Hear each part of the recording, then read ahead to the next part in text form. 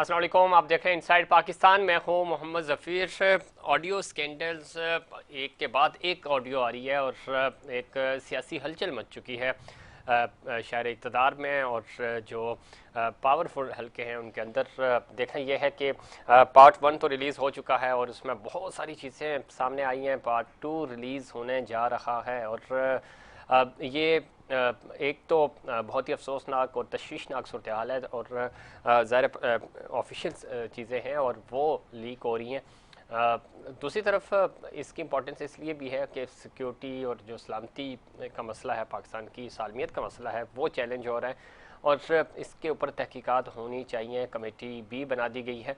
देखना यह है कि इसके अंदर जो मुलव्वस लोग हैं वो कैफे किरदार तक पहुंचते हैं या नहीं। माजी में भी ऐसा होता रहा है लेकिन और दुनिया भर में ऐसा होता है, लेकिन यहाँ पे जो ऑडियो लीक्स हैं ये प्राइम मिनिस्टर हाउस के अंदर रिकॉर्ड की गई हैं और आहिस्ता आहिस्ता चीज़ें खुलती जा रही हैं। साबिक प्राइम मिनिस्टर की ऑडियो भी लीक की गई है। अब सिलसिला ये चल निकला है। देखना यह है कि कौन कौन से लोगों की ये ऑडियोज़ आती हैं, लेकिन ऑडियो वीडियोस रिकॉर्ड करना ज़ाहिर ये ऑफिशियल डॉक्यूमेंटेशंस होती है, इसको इस तरह पब्लिक नहीं किया जा सकता। अभी तहकीकात होंगी तो पता भी चलेगा कि ये बुनियादी तौर पे इसमें अफराद कौन कौन से मुलव्वस थे, कौन सी एजेंसी मुलव्वस थी, इदारे मुलव्वस थे। तो लेकिन प्राइवेटली अगर हम बात करें तो यहाँ पहले माजी में वीडियोस बनती रही हैं और वीडियोस के ज़रिए ब्लैकमेल भी किया जाता रहा, जो कि एक इंतहाई तशवीशनाक और गैर महज़ब अमल है, लेकिन हो रहा है, होता रहा है। आज इस चीज़ को लेकर गद्दारी के सर्टिफिकेट भी दिए जा रहे हैं और इमरान खान साहब की जो ऑडियो आई है उस पर मरियम बीबी कह रही हैं कि जी इमरान खान जो हैं वो अगर इनको निशान इबरत ना बनाया गया तो मुल्क की तबाही का ज़िम्मेदार हम सबको समझा जाएगा। इतनी ज़्यादा ऑडियोज़ आ रही थी उस वक्त, मरियम बीबी खामोश रही, लेकिन खान साहब की एक ऑडियो आई और उसको बुनियाद बनाकर गद्दार भी डिक्लेयर कर दिया गया। ये नहीं होना चाहिए और यही मुस्लिम लीग नून है जो माजी में कहती रही कि हम गद्दारी के सर्टिफिकेट नहीं देने चाहिए, लेकिन जब दूसरों की बारी होती है तो ये एक सेकंड नहीं लगाते बगैर किसी तहकीक के। इस तरह का अमल नहीं होना चाहिए। दूसरी तरफ खान साहब कह रहे हैं कि अच्छा वो ऑडियो लीक्स आ गई, अब साइफर को कौम के सामने लाया जाए। खान साहब ये मुतालबा कर रहे हैं कि जो उनकी और आज़म खान की गुफ्तगू है उसमें कुछ ऐसा गलत नहीं था, लेकिन अगर ये बात हो ही गई है तो फिर साइफर को भी पब्लिक होना चाहिए।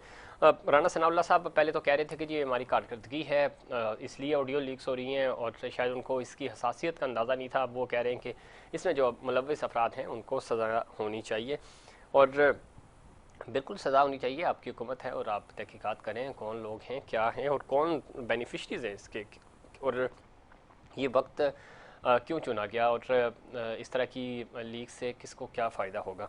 वज़ीर आज़म साहब कहते हैं जी महंगाई जो है वो बहुत बड़ा बोझ है आवाम पर, इसको हम कम करने की कोशिश करेंगे। कोशिशें ही हो रही हैं और इसी वादे के साथ ही हुकूमत में आए थे कि चूँकि पाकिस्तान तहरीक इंसाफ की हुकूमत डिलीवर नहीं कर रही, हम डिलीवर करेंगे, लेकिन डिलीवर करने के बजाय जो है वो अब चीज़ें और ख़राब होती हुई नज़र आ रही हैं और ख़राब हो चुकी हैं। डार साहब रेस्क्यू करने आए हैं, देखना यह है कि वो अपने असासों को बचाएंगे जिस तरह हमने माजी में देखा, या इस कौम के और अवाम को जो है वो रिलीफ देने में कामयाब होंगे। इन तमाम इश्यूज़ पे बात करेंगे। हमारे साथ पैनल पे मौजूद हैं नुसरत साहिबा, MNA है, पाकिस्तान तहरीक इंसाफ की सीनियर सियासतदान हैं, वीडियो लिंक पे हमें ज्वाइन कर रही हैं। नुसरत साहिबा खुश आमदीद करते हैं आपको प्रोग्राम में। जी, अस्सलाम वालेकुम। नवाबज़ादा इफ्तार साहब हमें ज्वाइन करेंगे, MNA हैं और मामले खुसूसी हैं, वज़ीर आज़म पाकिस्तान के, पाकिस्तान पीस पार्टी से आपका ताल्लुक़ है, उनको भी खुश आमदीद करेंगे। और यासीन आज़ाद साहब भी थोड़ी देर बाद हमें कोयटा से ज्वाइन करेंगे, उनको भी वेलकम करेंगे। नुसरत भाई साहबा किस तरह देखती हैं, चूँकि डॉक्यूमेंटेशंस जिस तरह लीक्स हो रही हैं, आप ख़ुद ज़ाहिर कौमी असम्बली में मौजूद रही और जिस तरह आपकी असम्बली की एक एक मिनट की कार्रवाई जो है वो ऑन रिकॉर्ड होती है, ज़ाहिर है वो ऑफिशियल डेटा होता है, उसको इस तरह पब्लिक नहीं किया जाता। इसी तरह PM हाउस के अंदर जो गुफ्तगू होती है, प्रेसिडेंट हाउस के अंदर या हाई ऑफिशियल्स जितने भी हैं उनके पास जब मीटिंग होती है उनके हर मीटिंग के मिनट्स जो है वो रिकॉर्ड होते हैं। ये जो लीक्स आ रही हैं, जिस तरह ऑडियो लीक्स हो रही हैं और ऑफिशियल्स चीज़ें हो रही हैं, उसमें क्या डिस्कस हुआ ये तो एक अलग बहस है, लेकिन इस तरह के डॉक्यूमेंट पब्लिक होना ये एक बहुत बड़ा चैलेंज नहीं है हमारी सिक्योरिटी एजेंसीज के लिए और पाकिस्तान के लिए? नुसरत भाई जी साहब। बिस्मिल्लाह जी जी। करने का। देखिए, मेरा जो ज़ाती ख्याल है वो ये है कि ये वाली जो चीज़ें हैं, इसका जो ट्रेंड शुरू किया है, जिस तरह पहले बेनज़ीर को मुख्तलिफ अलक़ाबात दिए गए और किस जी तरह वो रोती हुई असम्बली से निकली और किस-किस तरह उनकी तस्वीरें वग़ैरह-वग़ैरह, ये नून लीग का ही आप ये समझेंगे इनके ही वतीरा है। तरीके हैं जिससे ये दूसरों को ब्लैकमेल कर रहे होते हैं। लेकिन अभी जो वीडियोज़ का हुआ है, जैसे आपको पता है जस्टिस अरशद मलिक, जी उसके बाद और भी कुछ लोगों की वो साहब फौत हो गए। मतलब हर बंदा इतनी बड़ा स्कैंडल हैंडल नहीं कर सकता, उसकी इज़्ज़त होती है और वो लम्हा-लम्हा करके एक-एक कदम जिसे कहते हैं ना, करके तो इज़्ज़त अपनी कायम करता है। लेकिन यहाँ 1 मिनट में वो सब कुछ मिलिया-मिट हो जाता है। अब आप देखें इतने दिनों से जिस-जिस तरह की ऑडियोज़ और वीडियोज़ निकल रही हैं कि कभी मरीम की गुफ्तगू हो रही है चचा जान से, कभी कुछ और है, कभी कुछ और है और आज प्राइम मिनिस्टर की हो गई उनके जो चीफ सेक्रेटरी थे उनसे। जी तो ये ये मतलब इन्होंने तो ख़ैर जिस हिसाब से की वो वाली भी जो हम लोगों को पूरा शक है वो यही कि मरियम सफदर का जो सोशल विंग है ना, वो जी। ये काम कर रहा था। अपनी भी जो वीडियोज़ उसकी निकल रही थी शहबाज शरीफ साहब की और ये वो वही बनवा के निकलवा रही है क्योंकि वो इनको लेट डाउन करना चाहती है इस हिसाब से कि वो नहीं चाहती कि ये कामयाब वज़ीर-ए-आज़म साबित हों। और वैसे वो खुद भी काफ़ी तीस-मार खान है माशाल्लाह। तो नो- लेकिन जो इम्पोर्टेंट चीज़ है वो ये कि आज जो खान साहब की प्राइम मिनिस्टर इमरान खान की जो निकली है, वो उसमें जो इनकी इंटेंशन थी ना, जी वो इनको समझ नहीं आई कि वो गुफ्तगू जो हो रही है, वो असल में तो खान साहब के खिलाफ नहीं जा रही। ठीक। वो तो वही बातें हो रही है जो कि वो जलसों में करते रहे और वो बताते रहे लोगों को, तो वो तो इस बिल्कुल बात ठीक पे कह रही हैं बहुत नुसरत भाई खुश हैं साहबा, कि लेकिन आप नहीं समझती कि जिस तरह आप कह रही हैं कि ये मुस्लिम लीग नून का अपना विंग ऐसा कर रहा है और मरियम इसको लीड कर रही है, तो नुकसान तो मुस्लिम लीग नून का तो हो ही रहा है, पाकिस्तान का नुकसान है क्योंकि बदनामी हो रही है पूरी दुनिया में। आप पहले बड़ी मुश्किल से बिल्कुल। FATF से बाहर निकले हैं, आपके ऊपर ये तलवारें लटक रही हैं, और अगर इस तरह की चीज़ें पब्लिक होंगी और डार्क वेब पे मौजूद होंगी तो फिर कौन आप पे ट्रस्ट करेगा? देखिए, यही सबसे इम्पोर्टेंट चीज़ है कि पाकिस्तान का इमेज बिल्डिंग जो कि आपने देखा था कि प्राइम मिनिस्टर इमरान खान के ज़माने में किस तरह ऊपर की तरफ जा रहा था। पूरी दुनिया उनके साथ खुश थी, हर बंदा उनसे मतलब आप ये देखें कि बर्तानिया का वज़ीर-ए-आज़म जो है वो सेल्फी खिंचवा रहा है, खुद अपने कैमरे से सेल्फी ले रहा है या इस तरह के और बहुत सारे इंसिडेंट हैं। ब्यूटन कितने अच्छे तरीके से ठीक। वो जो भी उनकी डीलिंग हो रही है या अमेरिका गए तो अमेरिका के सदर ने किस तरह तो ये वाली चीज़ें एक ग्रीन पासपोर्ट को इज़्ज़त मिलने वाली चीज़ हो रही थी क्योंकि लोग वाक़ई जो इमरान खान साहब कहते हैं ना बार-बार के लोग खुददार लोगों को पसंद करते हैं। वो भीख-मंगों को पसंद नहीं करते, वो फ़कीरों को पसंद नहीं करते। एक इंसान माँगता भी है तो इस तरीके से हो कि दूसरे को ये ना लगे कि आप भीख माँग रहे हैं या आप वाक़ई बहुत ज़्यादा ज़रूरतमंद हैं, दूसरे भाई इतने साहब ज़रूरतमंद हैं कि अगर इस पे उन्होंने नहीं कल दिया जो तो हम तो मर जाएँगे। कल कल वज़ीर आज़म साहब कह रहे थे, उन्होंने ब्रीफ किया ज़रा पूरे दौरे के बारे में भी अपने, और वो अमेरिका गए, जो इंग्लैंड विजिट किया, तो वो कह रहे थे कि जी खान साहब तकरीरों में खड़े होकर लोगों को कहते हैं जी मैं भीख मांगने नहीं आया, वो पूरी ऑडियो भी उन्होंने वीडियो भी चलाई। तो वज़ीर आज़म साहब कह रहे हैं कि खान साहब कौन सा कोई लोगों को माल देने जाते थे, वो भी तो मांगने ही जाते थे। मैं यही अर्ज कर रही हूँ कि मांगने जाते थे लेकिन तरीका कार डिफरेंट होता है। ठीक। आप कोई चीज नेगेटिव तरीके से भी मांग सकते हैं और पॉजिटिव तरीके से भी, वो सही। उसको लफ्जों का हेर फेर होता है, इसके जी अलावा जी। तो और कुछ नहीं होता। आपकी लैंग्वेज होती है, आपके एक्सप्रेशन होते हैं, ठीक। आपका फेस कॉन्फिडेंस होता है ठीक। और मतलब आपकी एक अपनी पर्सनैलिटी का करिश्मा होता है। ये जी सारी चीजें मिलती हैं जब आप बात शुरू करते हैं तो आपकी बात अगले सुनते हैं और से सुनते हैं। ये नहीं कि आप एयर प्लग लगाने लगे हैं तो वो आपसे लग ही नहीं रहा, ट्रांसलेटर लगा रहे हैं तो हाथ कांप रहे हैं, पता नहीं क्या हो रहा है। कि मतलब मैं अब एक दफा और आधी दफा की MNA हूँ, लेकिन हजारों दफा आप लोगों के उसमें प्रोग्रामों में आ चुकी हूँ, जी। जी तो मुझे पता है कि कैसे लगाना है एयर प्लग। मैंने कभी किसी से नहीं लगवाया, एक या दो दफा किसी ने शुरू में बिल्कुल ठीक है। 2012 में जब आप लोगों के साथ प्रोग्राम करती थी उसमें किसी ने जी लगा जी। दिया और लगा दिया होगा, लेकिन उसके बाद अब मुझे जरूरत नहीं है। तो वो तो वजीर आजम है, 3 दफा वजीर आला रह चुके हैं, हजारों दफा उनको ये लगा होगा। तो ये कंफ्यूजन है, ये पर्सनैलिटी का आप कॉन्फिडेंस, देखेंगे कि आप ये फरमा रही है घबराहट है। कि कॉन्फिडेंस की कमी है, वरना कोई मसला नहीं है। अगर नहीं भी लगाना आता तो इसमें कोई बुरी बात नहीं है, आप तो आपके साथ उस टीम है, वो घबरा किसी को कह दें, आप लगा देंगे।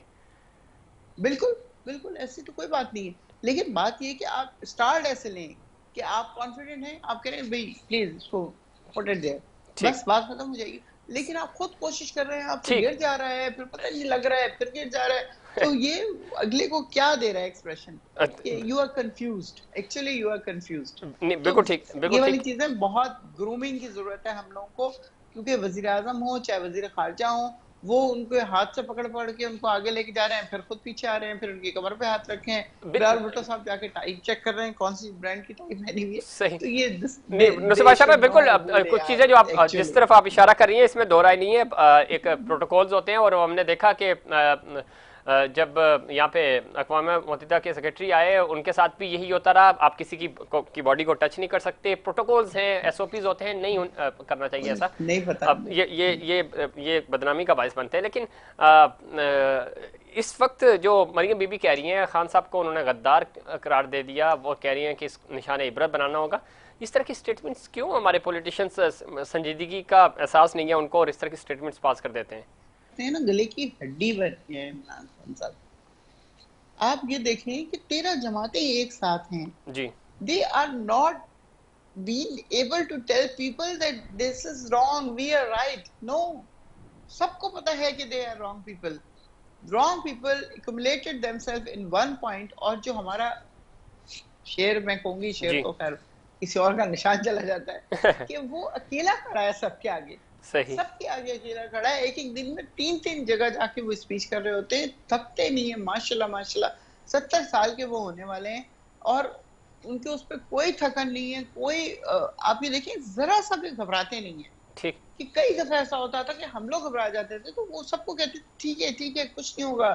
हार नहीं माननी, हार सिर्फ उस वक्त मानते हैं जब इंसान खुद हार जाए, तो हारता है वो। तो वो बाकी वो सही बात है। अब हमें नजर आ रहा है, इतना इतना अरसा गुजर गया अप्रैल से लेके अब तक, कभी तो उनके चेहरे पे कोई घबराहट नजर आए, कभी तो कोई ऐसी चीज नजर आए। दुख जाहिर है कभी कभी होता है, नजर आता है जी जी। कि दुख है उनको कि वो पूरी सिंसेरिटी से काम कर रहे थे, और उनको किस तरह उठा के पटका गया, किस तरह। और ये जो आज जो इनकी निकली है, मैं आपको बताऊं, ये तो बहुत ही एक हिसाब से उनके फेवर में चली गई है कि अभी तक जो जब वो बात कर रहे हैं उस वक्त आजम खान साहब से, अभी तक उनके पास वो पहुंचा नहीं था, और वो बात कर रहे हैं कि इस तरह का हुआ है, और एम्बेसडर इस तरह कह रहा है, उसका वो बात करेगा तो मैं उसके पॉइंट्स बना लूंगा, मैं ये करूंगा वो करूंगा।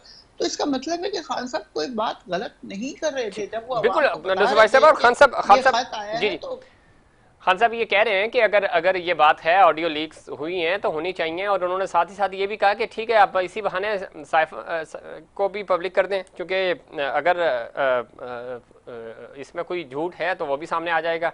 तो ये तो ठीक कह रही हैं आप, जिस तरह के आपके बयानिए को ही तकवीत मिली है। लेकिन दूसरी तरफ से जो जिन्होंने लीक किया, शायद वो ये समझ रहे थे कि इससे नुकसान होगा, समझ नहीं आई थी, तो चले अब उनको समझ आ जाएगी।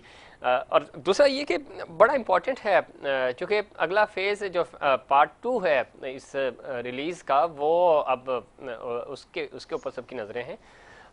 ये एक थर्ड भी है, ख़ुद वज़ीर-ए-आज़म कह चुके हैं कि तशवीश है हमें इसके ऊपर। प्रेसिडेंट आरिफ अलवी साहब भी ये कह चुके हैं कि ये इस तरह होना नहीं चाहिए। ज़रा ऑफिशियल चीज़ें अगर इस तरह लीक होना शुरू हो जाएं तो वो प्रॉब्लम करती हैं। ये किसी एक हुकूमत की बात नहीं है, और पिछली ज़रा आज से पहले कितने वज़ीर-ए-आज़म गुजरे हैं, और अब आएंगे, आने वाले वज़ीर-ए-आज़म भी होंगे, लेकिन SOP सेट करने होंगे।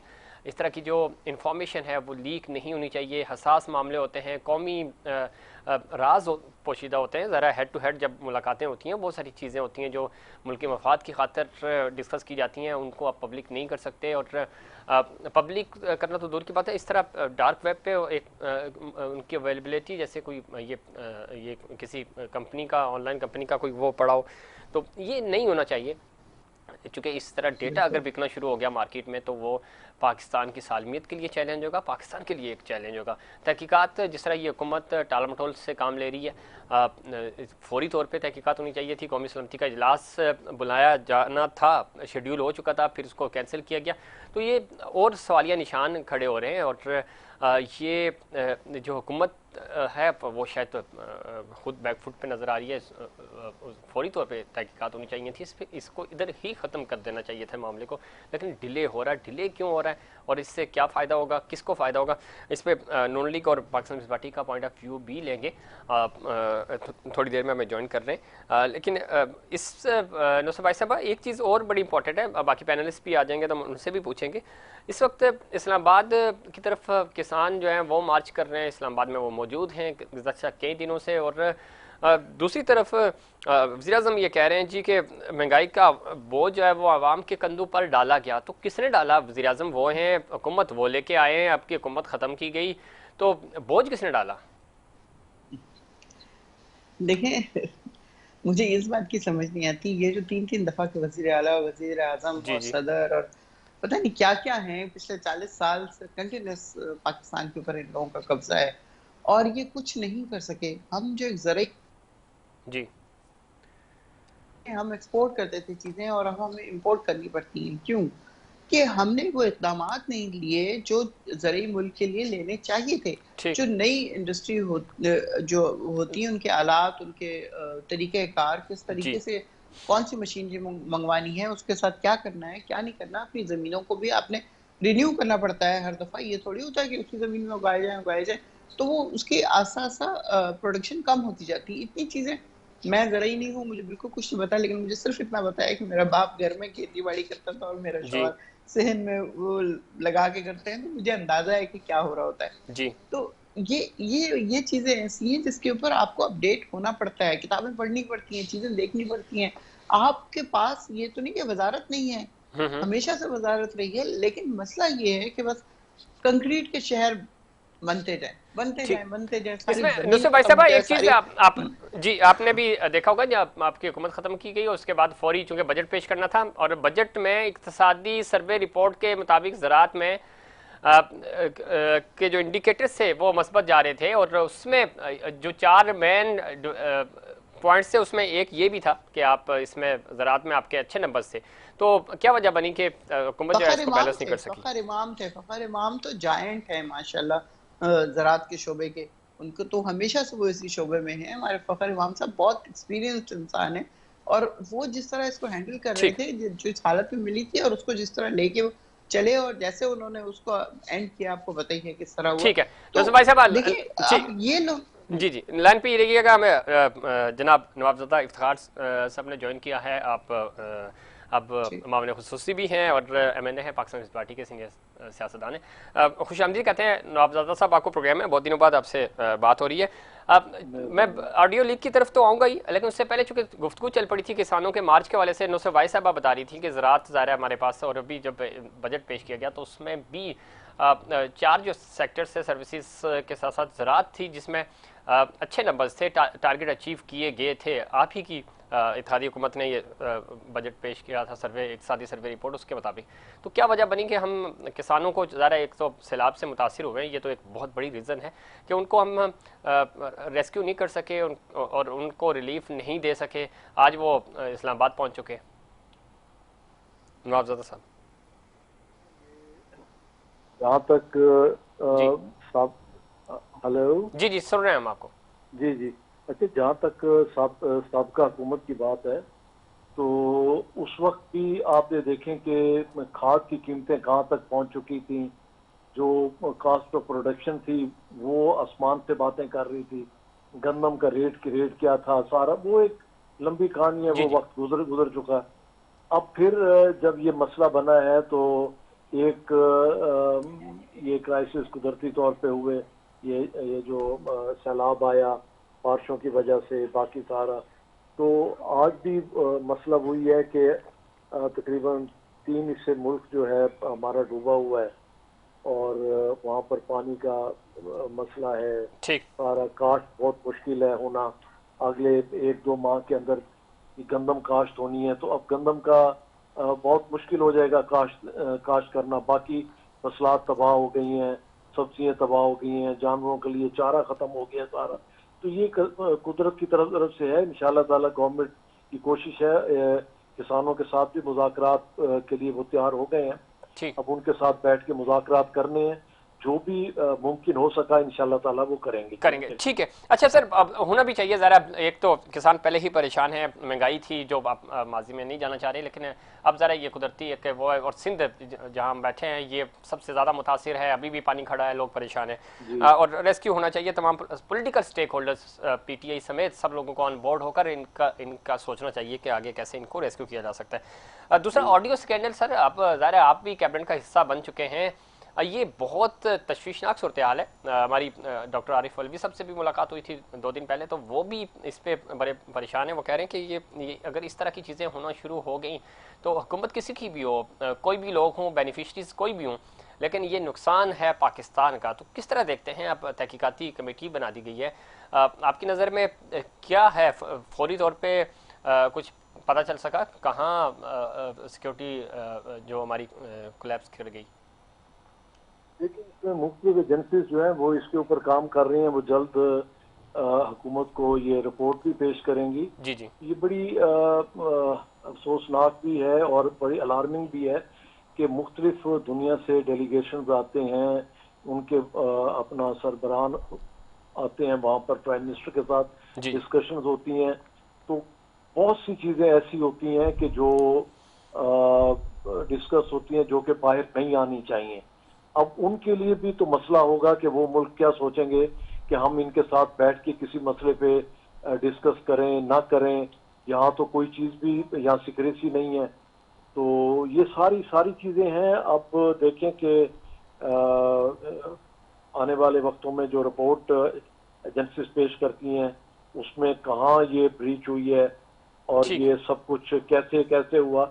इससे पहले भी जो है यही कुछ होता रहा, जो आज भी कुछ मेरे ख्याल वो ऑडियोज लीक हुई हैं। और अभी है, अब पार्ट 2 इसका आना है। बहुत सारा डेटा है, कोई ये 100 घंटों से ज़्यादा की ऑडियोज हैं, तो ज़रा इतनी गुफ्तगू है और वो पब्लिक होना है। अच्छा, दुनिया भर में होता है नवाबजादा साहब, इसमें कोई शक नहीं। इससे पहले भी ऑडियो लीक्स होती रही हैं चीज़ें, लेकिन अब हसासियत है। अब PM हाउस के अंदर से जब चीज़ें निकलती हैं तो वहाँ ज़ाहिर है बहुत टॉप लेवल की सीक्रेसी होती है, ऑफिशियल्स चीज़ें डिस्कस होती हैं, हेड टू हेड बहुत सारे ऐसे राज होते हैं। तो वो अगर इस तरह डार्क वेब पे अवेलेबल होंगे तो वो पाकिस्तान पहले ही हमारे ऊपर इतनी तलवारें लटक रही हैं, तो और ज़्यादा हमारी सिक्योरिटी के लिए, पाकिस्तान की सालमियत के लिए खतरा हो सकते हैं। तो इस पर आप नहीं समझते कि कौमी सलामती का इजलास भी बुलाया जा रहा था, वो कैंसिल हो गया? फौरी तौर पर एक इजलास या कोई जॉइंट सेशन बुलाना चाहिए। आप PTI को भी ऑन बोर्ड लें, तमाम पॉलिटिकल स्टेक होल्डर्स को, हमारी इस्टेब्लिशमेंट, ताकि इस पे कंक्रीट एक इसका हल निकले, आने वाले दिनों में हम बच सकें, क्योंकि ये एक बहुत बड़ा चैलेंज है। जी बिल्कुल, आज भी इजलास हुआ है एक, तो उसमें भी ये सारी चीज़ें डिस्कस हुई हैं। उसमें हमारे सिक्योरिटी के इदारे भी थे, इंटेलिजेंस इदारे भी थे और सब लोग मौजूद थे। इस चीज़ पर बड़ी तफसीली डिस्कशन हुई। देखें, इसका आप आइंदा 2-4 दिनों में इसके रिजल्ट्स आ जाएंगे सामने और आइंदा के लिए कुछ एहतियाती तदबीर भी सामने आएंगे। ठीक है। अच्छा, इसमें एक चीज़ और नवाज़ साहब ऐड करना चाहूँगा। अभी नुसरत भाई साहबा से भी हमारी बात हो रही थी। अब मरियम बीबी की स्टेटमेंट आई है फौरी तौर पे, क्योंकि खान साहब की ऑडियो भी लीक हुई है और उसमें वो साइफर के वाले से बात कर रहे हैं कि कैसी साजिश है, क्या हो रहा है। कुछ भी हो, तहकीकात ज़ाहिर अभी होनी है, जिस तरह आप भी फरमा रहे थे, और लेकिन उससे पहले ही हम एक दूसरे को गद्दार डिक्लेयर कर देते हैं। अब वो कह रही हैं कि जी इमरान खान गद्दार हैं, और साथ ही साथ वो ये कह रही हैं कि इमरान को इबरत का निशान ना बनाया गया तो मुल्क की तबाही का जिम्मेदार हम सबको समझा जाएगा। तो सर, हम क्यों अभी तक 90s की सियासत में फंसे हुए हैं? मैंने ये स्टेटमेंट नहीं सुनी उनकी, और बेहतर होता है कि अगर उनकी पार्टी से कोई इसका जवाब देता तो ज्यादा बेहतर था। नहीं, बिल्कुल मैं उनसे भी लूंगा, लेकिन मैं आपकी राय ले रहा हूँ। आप यासीन रज़ा साहब हमें ज्वाइन करेंगे, उनसे तो स्पेसिफिकली पूछूंगा, लेकिन ज़ाहिर आप उस कैबिनेट का हिस्सा हैं, इन इत्तेहादी हुकूमत है नून लीग की, आप नहीं, तो मैं मेरा ख्याल है कि मैं सिर्फ ये बीइंग अ पॉलिटिशियन मैं ये कह रहा हूँ कि नहीं होनी चाहिए, कोई भी गद्दार नहीं है, सारे मुहिब वतन है वो, लेकिन हम क्यों ये सर्टिफिकेट और इस तरह के मौके पे जब वैसे ही इतने बड़े चैलेंजेस हैं, सैलाब है, महंगाई है, फिर ये ऑडियो का मामला आ गया, पाकिस्तान वैसे ही दुनिया भर में एक चैलेंज के तौर पे पाकिस्तान को देखा जा रहा है, तो हमें जिम्मेदारी का मुजाहरा करना होगा ना। जी बिल्कुल वजह फरमाया आपने, मगर ये स्टेटमेंट मेरे ख्याल किसी गवर्नमेंट के उसके तरफ से नहीं आया, तो एक पॉलिटिकल पार्टी के लीडर की तरफ से आया, तो बेहतर है कि अगर उसी पार्टी की आप नहीं वो मैं ठीक है, मैं आपका ओपिनियन जानना चाह रहा हूँ कि इस तरह की चीजें नहीं आनी चाहिए, मैं ओवरऑल बात कर रहा हूँ, अब छोड़ दें बयान किसका है। मैंने मैंने मैंने ये अर्ज किया है कि इस वक्त तक किसी गवर्नमेंट के ऑफिशियली कोई ऐसा स्टेटमेंट नहीं है। ठीक है, नवाज साहब लाइन पर रहिएगा, मैं नसवाई साहबा का पॉइंट ऑफ व्यू भी ले लूँ। नसवाई साहबा, चूँकि ज़रा मरीम बीबी ये कह रही हैं, वो जिस तरह चीज़ें करती हैं आपको पता ही है, लेकिन क्यों हम गद्दारी के सर्टिफिकेट बांट रहे हैं और क्यों हम इन चीज़ों में ही फंसे हुए हैं? इस वक्त मुल्क को इत्तेहाद की ज़रूरत है, और ख़ुद नवाज साहब का जिस इलाके से ताल्लुक़ है, और सिंध में चूँकि सिंध की सियासत आप करती हैं, ये दोनों सूबे बल्कि चारों सूबों के दो बड़े हिस्से, और बलूचिस्तान और सिंध तो खैर पूरे पूरे ही तकरीबन तबाह हुए, तो हमें वसीतर मफाद में आगे बढ़ना होगा, चीज़ों में कमी लानी होगी ताकि हम डायलॉग की तरफ जा सकें। अब अलवी साहब ये कह रहे हैं कि मैं कोशिश कर रहा हूँ कि शहबाज शरीफ साहब को और खान साहब को बिठाएं ताकि इलेक्शंस के वाले से कोई बातचीत हो सके, आगे बढ़ सके मामला, तो बजाय हम आगे जाने के हम एक दूसरे को नीचा दिखाते हैं और पाकिस्तान का इमेज बेहतर करने के बजाय ख़राब करते हैं। क्यों गैर जिम्मेदारी का मुजाहरा करते हैं हम सियासतदान? देखिए हम लोग ना जो बहुत ज़्यादा इम्पोर्टेंट चीज़ है जो मैं देख रही हूँ ख़ास तौर पे नून लीग की जमात के साथ, कि ये लोग इमीडिएट इफेक्ट देखते हैं, इसके दूरअस नताइज जो होते हैं ना अगले 10 साल या अगले 20 साल या अगले 25 साल में इसका क्या होगा उसको नहीं देखा जाता। इस वक्त ये जो भी ऑडियो और वीडियोस लीक हो रही हैं और होंगी और भी ज़्यादा, जैसे 100 घंटे का भी आपने बताया, उसका नुकसान आपकी रियासत को तो जो होगा सो होगा, रियासत को होगा, क्योंकि वो जो इम्पैक्ट बाहर की दुनिया में पड़ेगा उसका कोई क्या कर सकता है, मुझे बताएं। वो लोग ये सोचेंगे नहीं कि ये किस किस्म का मुल्क है। अभी जैसे भाई इफ्तिखार बात कर रहे थे जी कि अब कोई सरबराह आके बात करते हुए भी घबराएगा, तो प्राइम मिनिस्टर हाउस में बग्स लगे हुए, प्राइम मिनिस्टर हाउस में भी जासूस बैठे हुए हैं, वो रिकॉर्ड कर रहे हैं और आगे भेज रहे हैं। तो ये वाली चीजें आपको अपने हिसाब से करनी है, आप अपने मुल्क की इमेज बिल्डिंग करें बनस्बत इसके कि इस तरह की चीजें लेके आए। अब आप देख लें जो आज खान साहब का निकाला है इन लोगों ने, वो तो उल्टा उनके गले पड़ गया कि वो उस वक्त तक उनको साइफर नहीं मिला था और उन्होंने कहा था कि एम्बेसडर को बुला के उसको डिमोश करो। ठीक है, अच्छा नुसरत भाई साहब एक पॉइंट और मैं जानना चाहूंगा, फिर मैं इफ्तार साहब की तरफ जाऊंगा कि डायलॉग की तरफ आना चाहिए। जैसे अलवी साहब से हमारी मुलाकात हुई, उन्होंने भी कहा कि हमें मिलकर बैठकर इलेक्शन तारीख भी और सैलाब के लोगों मुतासरीन के वाले से जो मदद इमदाद है, ताकि हम इधर फोकस कर सकें। हम इन्हीं चीज़ों में उलझे हुए हैं और मुतासरीन जो है वो बेयारो मददगार बैठे हुए हैं। नुसरत भाई साहब बिल्कुल बिल्कुल, मैं समझती हूँ कि दिस हाई टाइम के हर एक को इकट्ठे हो जाना चाहिए, जो भी इख्तलाफात हैं। देखिए for the sake of your country, for the sake of your people, आपको इकट्ठे होना है, आपको इकट्ठे होना चाहिए। ठीक है, खान साहब को जहाँ तक वो एक स्टैंड है कि मैं करप्ट लोगों के साथ हाथ नहीं मिलाऊंगा, उनके साथ नहीं खड़ा होऊंगा, वो चीज़ बिल्कुल नॉर्मल हालात में बिल्कुल ठीक है। लेकिन इस वक्त मुल्क जितनी ज़्यादा अजीब व गरीब सिचुएशन में है कि सैलाब ने पूरा मुल्क डुबो दिया है, कुछ ही शहर ऐसे रह गए हैं जो कि नहीं है इस सिचुएशन में, अदरवाइज तो चारों सूबे बुरी तरह इसमें मुतासिर हुए इन्वॉल्व हो चुके हैं। अच्छी बात है, आना चाहिए। इफ्तार साहब डायलॉग की बातें हो रही हैं और पसे पर्दा चीज़ें हो भी रही हैं। कहा यह जा रहा है, अलवी साहब से हमारी मुलाकात हुई थी तो वो भी कोशिश कर रहे हैं कि वज़ीर-ए-आज़म साहब को भी और खान साहब को भी बिठाया जाए और मामला जो है स्मूथ हो सके। फिर आप महंगाई के ऊपर और ख़ासतौर पर मुतासरीन जो सैलाब मुतासरीन हैं उनकी मदद के लिए फोकस किया जा सके, वरना इसी तरह का होता रहेगा और टाइम निकल जाएगा। आप वेलकम करेंगे अगर इस तरह की कोई डेवलपमेंट होती है तो? खानजादा साहब अपोजिशन में थे मियां शहबाज शरीफ साहब जी, अपोजिशन लीडर थे, तो उस वक्त भी उन्होंने चार्टर ऑफ इकोनॉमी की बात की थी और बाकी अपोजिशन पार्टीज ने भी। अगर खान साहब इस चीज़ के लिए तैयार होते हैं तो मेरे ख्याल ये अच्छी बात है और कोई भी डायलॉग से कभी भी पीछे नहीं हटना चाहिए। जो पॉलिटिकल लोग हैं वो तो हम लोग तो यकीन रखते हैं इसी पे डायलॉग पे और सारे मसाइल का हल ही यही है कि जब एक टेबल पे बैठेंगे और बैठ के डिस्कस करेंगे तो कोई ना कोई रास्ता निकलेगा।